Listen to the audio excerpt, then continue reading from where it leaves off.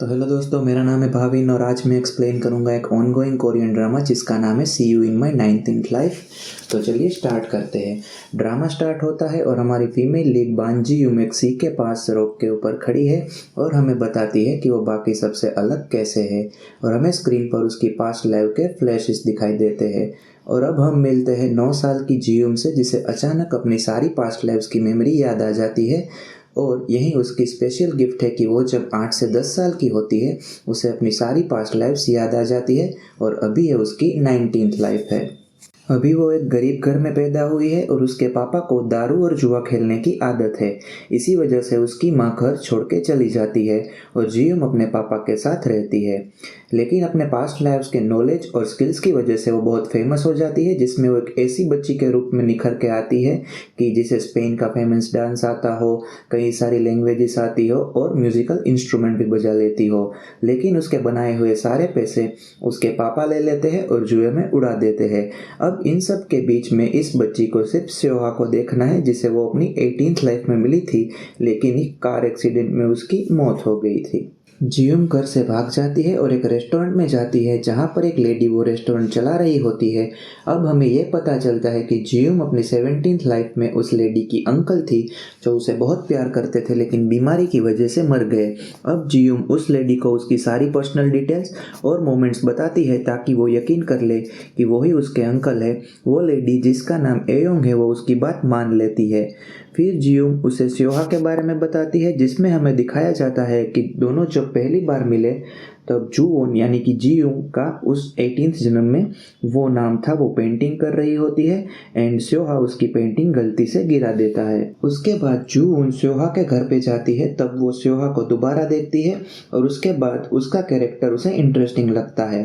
अब स्योहा लाइब्रेरी में से अपनी फेवरेट बुक निकाल रहा होता है, तब जूवोन उसकी हेल्प करती है तो सोहा उसकी हेल्प लेने से इनकार कर देता है।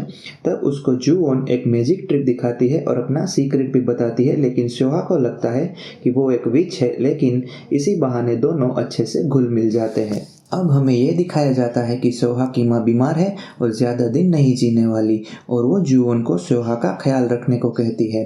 फिर सोहा अपनी मॉम की बीमारी की वजह से स्विमिंग पूल के पास उदास बैठता है और जूवोन से बात करने के बाद उसका मूड ठीक हो जाता है। अब कहानी वापस प्रेजेंट में आती है, जहाँ एक योंग जियूम को पैसे देती है ताकि वो सोहा से मिल सके, जो कि वहाँ से काफ़ी दूर रहता है। फिर वो बस एंड टैक्सी से होकर सोहा के घर पे पहुँच जाती है और कहानी फिर से फ्लैशबैक में चली जाती है, जिसमें हमें दिखाया जाता है कि दोनों स्योहा का बर्थडे सेलिब्रेट करने के लिए किसी स्पेशल जगह पर जा रहे थे और जूवोन स्योहा को एक सीक्रेट बॉक्स गिफ्ट में देती है जिसकी की हिडन है, और वो की के बारे में कुछ हिंट्स भी देती है। लेकिन अचानक से एक ट्रक उसकी ओर आता है और टक्कर मार देता है और जूवोन ये कहते हुए मर जाती है कि वो उसको अगली लाइफ में मिलेंगी, लेकिन स्योहा का ईयर डैमेज हो चुका है और वो सुन नहीं पाता। एक्सीडेंट के बाद स्योहा का ईयर डैमेज है और उसको सुनने के लिए ईयरपीस लगाना पड़ता है। अब प्रेजेंट में जियूम स्योहा को देख लेती है और वो उसे चुपके से फॉलो भी करती है, लेकिन एक दिन स्योहा अचानक से गायब हो जाता है क्योंकि उसके फादर ने दूसरी शादी कर ली है और स्योहा फॉरेन चला जाता है। अब जियूम एमआई कंपनी में जॉब करने के लिए दिल से स्टडी करती है क्योंकि वो कंपनी स्योहा की फैमिली की है, क्योंकि उसे उम्मीद है कि वहाँ से उसे या तो स्योहा से मिलने का मौका मिलेगा या कोई इन्फॉर्मेशन मिलेगी।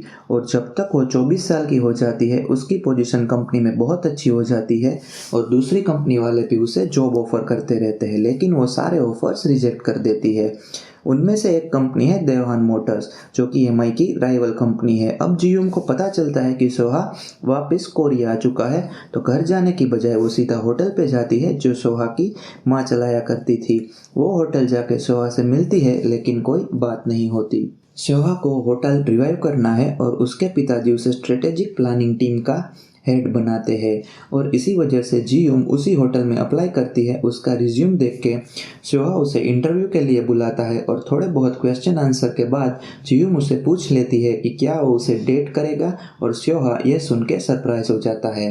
तो यहाँ पर एपिसोड 1 खत्म हो जाता है। उम्मीद है आपको ये एक्सप्लेनेशन हेल्पफुल और पसंद आया होगा। अगर पसंद आया हो तो लाइक कीजिए और चैनल को सब्सक्राइब करना बिल्कुल मत भूलिए। अगर आपके मेरे लिए कोई सजेशन है तो कमेंट बॉक्स में कमेंट करके बता दीजिएगा। तो मिलते हैं अगले वीडियो में, तब तक के लिए जय हिंद जय भारत।